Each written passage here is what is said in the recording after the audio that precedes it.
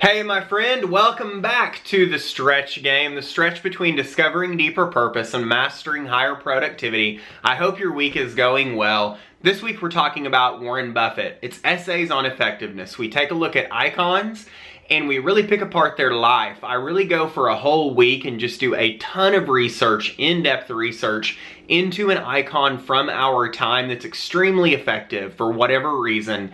And then I try to pick apart, I dig deep to find out what is that number one thing that makes them so effective. Because then, why do you care? We can take that number one thing and I can give you tools and strategies to apply that number one thing to your own life. It kind of dispels the magic, okay? It reveals this is why they're effective and you can do the same thing and this is why. So we're talking about Warren Buffett. And in this last week of doing research, it's been really cool. I've enjoyed it. It seems like he's kind of like your grandpa, and I think therein lies the charisma of Warren Buffett. You know, he's a simple guy who just happens to be one of the richest people in the world. At one time was the richest man in the world. He's not now, but really only because of the reason he's the biggest philanthropist in the world. And he's given away so many $1 billion. I just read the other day he gave away another $2.8 billion to the Bill and Melinda Gates Foundation. There are some 100 different foundations that his money supports, and in his lifetime, he's going to give it all away, which is a little over $40 billion. He's a pretty amazing man. So we're going to take a look at why is this guy so effective, and how can you apply that same thing to your own life. I hope you enjoy it. Check this out and you'll get a lot out of it. Stay tuned.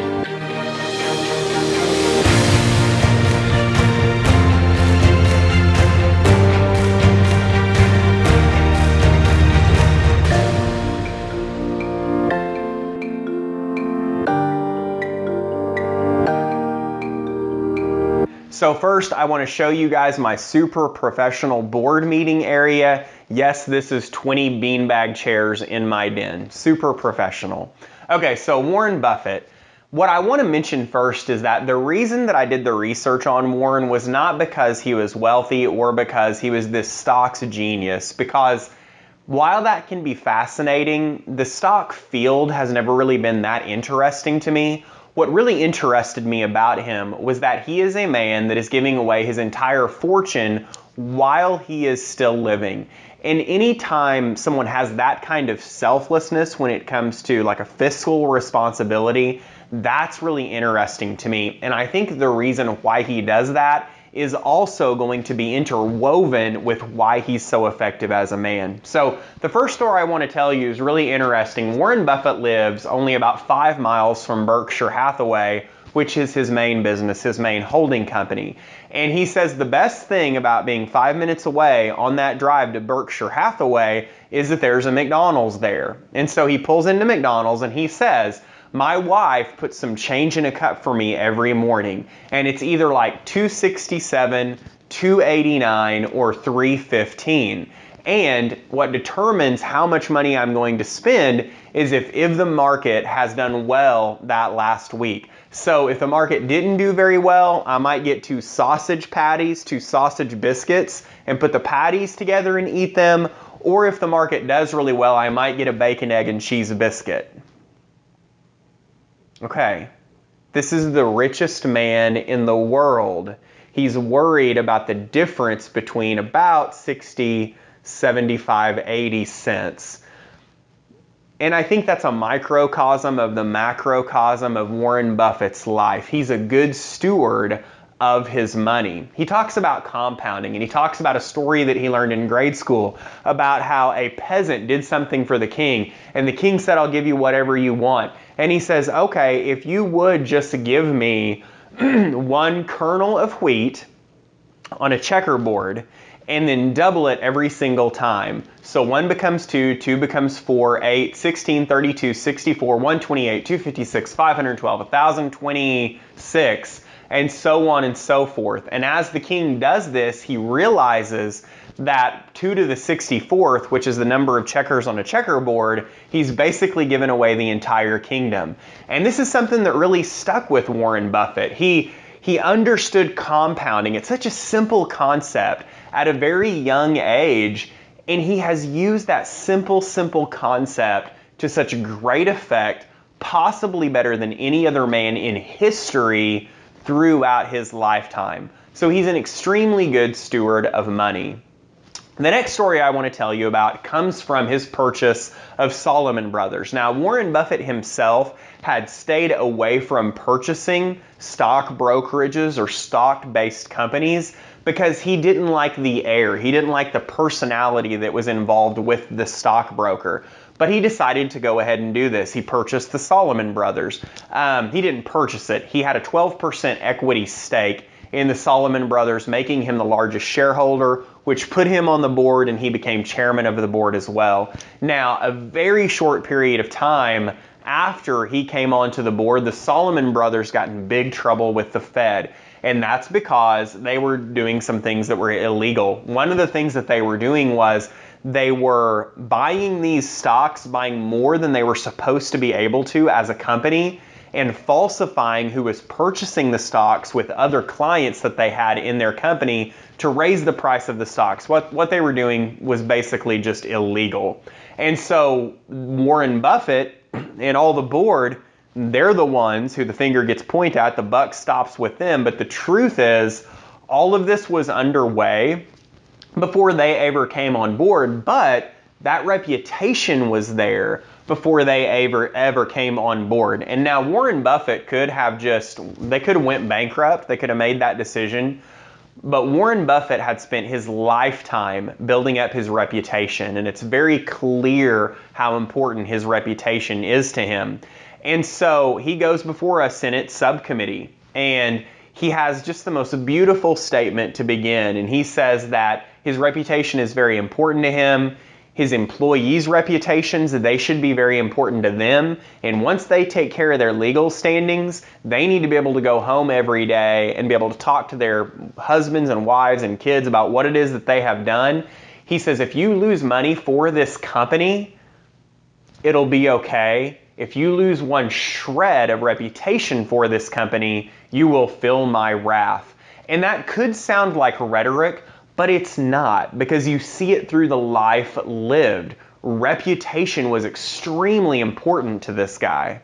And then the final story I want to tell comes from Ted Williams. Warren Buffett tells a story from Ted Williams' book of how he would swing at pitches. Ted Williams was an amazing batter, and he had this diagram on the page that had 77 circles if you looked at home plate from a bird's eye view. And Ted Williams said, if I swing when the ball comes through these circles, and there was maybe 7 or 8 circles basically towards the center of the plate, if I swing at this ball, I'm going to be a 400 hitter. However, if I swing at this ball and it showed some circles that were outside of that center of that sweet spot for him, I become a 100 or 200 hitter. The difference is I have to be patient and I have to wait for the right ball. If I do that, I'm a 400 hitter. And Warren Buffett just really latched on to that idea in picking stocks. And where lots of men who have made lots of money in stocks have failed, have lost it all, is when they get too impatient or too greedy. And Warren has stood by this idea of being patient. So what Warren Buffett does, he calls it his circle of competence. And he takes it from that same idea of Ted Williams, that whatever is in my sweet spot, whatever is in my circle of competence, those are the stocks that I'm going to wait for. And I know I'm going to be a 400 hitter every time with those stocks. So he practices being patient in looking for opportunity. He's patient in looking for those opportunities. Now, I've said three very different things about Warren Buffett, and we're talking about the one common denominator that makes him so effective. The one common denominator in all of my research is not that he is a freak with numbers. And I think if you were to ask most of the talking heads or financial experts, they would say it's because he's a freak with numbers. It's because he remembers the population of the town he grew up in at the time he was a kid. And it's true, he is very good with numbers, but I would not say he's a freak with numbers. I would not say he's a savant with numbers, and I don't think Warren Buffett would say that. And that's not a slight to him. It's actually a positive, okay? If Warren Buffett was a freak with numbers, then you could just dismiss him, right? You could say, oh, well, he's a freak with numbers. I can't do it. You know, I'll never be able to do that. Nobody will be able to. And then you just give up. You don't have to try. If Warren Buffett was a freak with numbers, then what he did would not be that amazing. I don't believe he's a freak with numbers, and I think this tells us the number one thing that makes him so effective, and it's not an alluring or attractive thing, it's that Warren Buffett keeps things simple. That's it. That is the number one thing that makes him so effective. Okay, Warren Buffett. He's worked his whole life to have a solid reputation. He doesn't say that. It's not rhetoric. He lives it. Okay, he's worked his whole life to be a good steward of money, whether it's the change in the cup that his wife puts in there for his bacon, egg, and cheese biscuit, or it's purchasing a company. He is a good steward of that money. And finally, he is looking to be patient in seeing opportunity. Okay, he's patient. He waits for the right opportunities to come along, even if he has to stand at bat for a long time. Those things are not alluring. Those things are not that attractive. But I think therein lies the magic of Warren Buffett.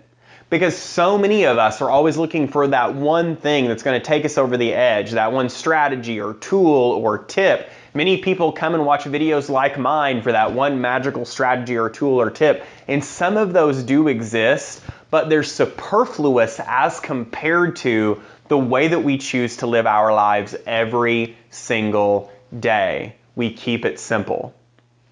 So how do you apply this idea to your own life? If it's a very simple thing. Well, really, I want to tell you two myths to help you apply it.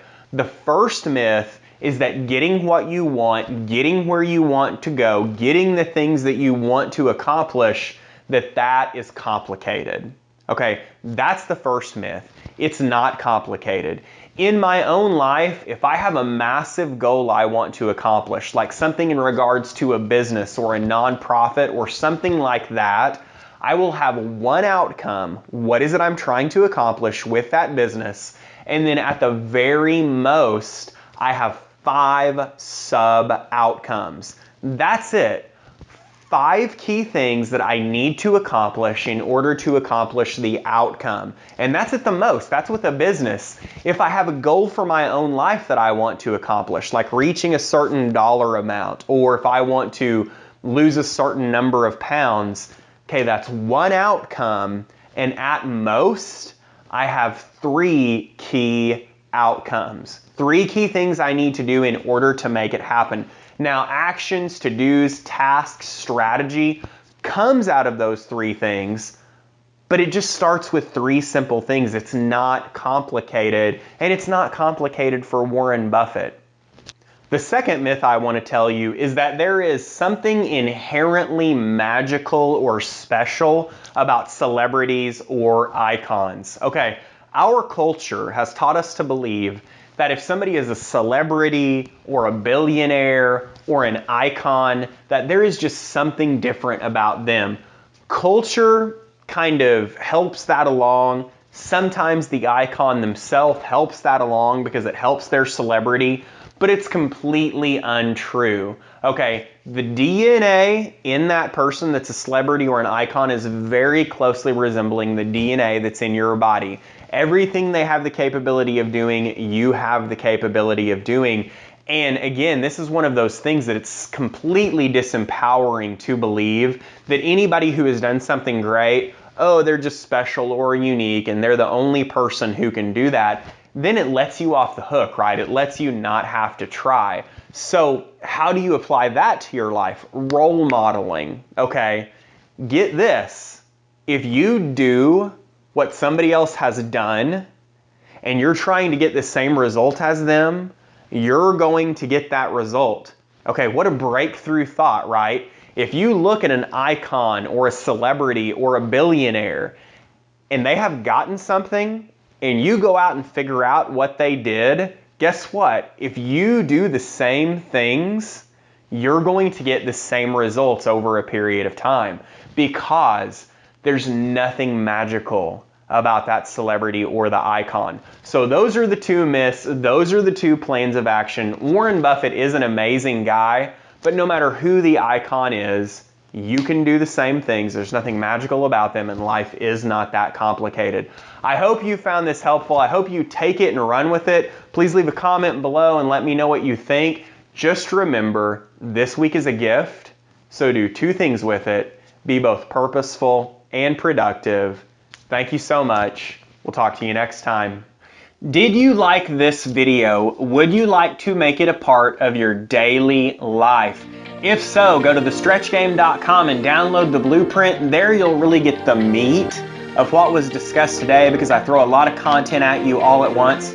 But more importantly, you will get your 7-day challenge. Now, this is the part that makes you a doer, not just a hearer. It allows you to really apply what you've learned to your life and be able to grow, be able to discover deeper purpose and master higher productivity.